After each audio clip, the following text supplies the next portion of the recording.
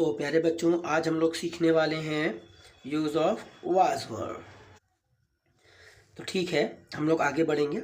सबसे पहले हम लोग देख लेंगे वाज वर्ब के माने क्या होते हैं, उसके बाद हम आगे बढ़ते चले जाएंगे। अब देख सकते हैं वाज और वर्ब। ध्यान रखिएगा, अगर सिंगुलर सब्जेक्ट होगा तो वहाँ पर वाज यूज़ करा जाएगा, मतलब के था या थी के अर्थ में। अगर सब्जेक्ट हमारा प्लूरल होगा तो वर यूज़ करा जाएगा, मतलब कि थे या थी के अर्थ में, थी के अर्थ में। ओके, सिंपल है। कम वाले के साथ कम वाला 1 2 3, ज़्यादा वाले के साथ ज़्यादा वाला 1 2 3 4। ठीक है, सिंगुलर में वाज, प्लूरल में वर यूज़ करा जाएगा। अब हम लोग जल्दी से अपने सेंटेंस की तरफ आगे बढ़ते हैं। प्लूरल में हमारे पास जो है वी, यू, दे यहाँ पर होंगे, और ये हमारे सिंगुलर में रहेंगे, या कोई सिंगुलर नाउन या कोई प्लूरल प्रोनाउन। ओके, ठीक है। अब हम लोग कुछ एग्जांपल्स देखेंगे यहाँ के ऊपर। जल्दी से आप एग्जांपल्स देखें, यहाँ पे बिल्कुल सिंपल से एग्जांपल्स हैं। मैं खुश था, ट्रांसलेट करने का सबसे इजी तरीका, सबसे पहले सब्जेक्ट लिख लीजिए, उसके बाद हेल्पिंग वर्ब लिख लीजिए, उसके बाद बाकी सेक्शन लिख दीजिए। मीन्स नंबर 1, नंबर 2 और नंबर 3। ओके, सेम सारे वैसे ही हैं, बस आपको इनकी इंग्लिश पता हो। तुम की इंग्लिश, थे की इंग्लिश और गरीब की इंग्लिश। आप देख सकते हैं कुछ सेंटेंस आपके सामने हैं, इन्हें आप देख लें।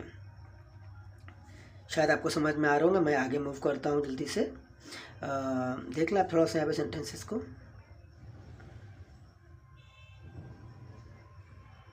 ठीक है, अब हम लोग निगेटिव सेंटेंसेस की तरफ आ जाते हैं। सेंटेंस को निगेटिव बनाने के लिए उसमें सिर्फ हेल्पिंग वर्ब के बाद नॉट लगा दीजिए, सिर्फ हेल्पिंग वर्ब के बाद नॉट लगा दीजिए। ठीक है, आप देख सकते हैं इनमें सब में सिर्फ और सिर्फ हेल्पिंग वर्ब के बाद नॉट बढ़ा दिया गया है, बाकी सब कुछ सेम ही रहेगा। ओके, अब हम चलते हैं थोड़ा सा और यहाँ पे आप देख लें कुछ सेंटेंसेस। ठीक है, हम आगे बढ़ जाते हैं इंट्रोगेटिव सेंटेंसेस की तरफ।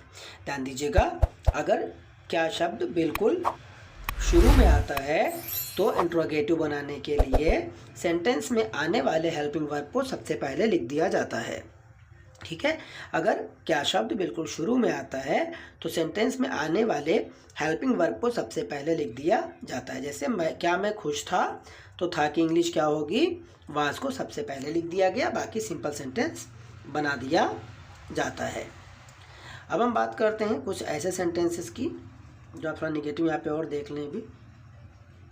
कुछ ऐसे सेंटेंसेस की जिनमें क्वेश्चन वर्ड बीच में आता है, जैसा आप यहाँ पर देख पा रहे हैं। कैसे, कैसे, कैसे, क्यों, सवाल वाले शब्द हमारे वाक्य के बीच में आ रहे हैं।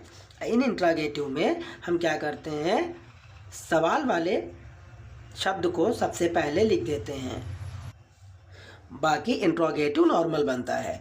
सबसे पहले क्वेश्चन वर्ड को आप लिख दीजिए, उसके बाद क्वेश्चन वर्ड हो गया, फिर नॉर्मल इंट्रोगेटिव जैसे बनता है हेल्पिंग वर्ब हो गया। और ठीक है, तो आपने समझ लिया ना इस चीज़ को।